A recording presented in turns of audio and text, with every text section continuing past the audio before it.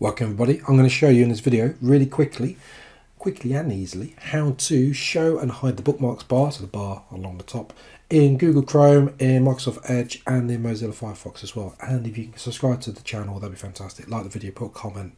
It all helps. Thank you very much.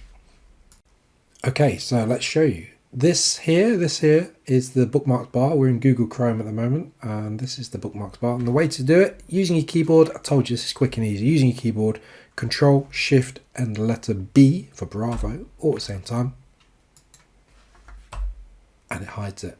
To bring it back, Control, Shift, and B. There you go. That's as easy as that. Guess what?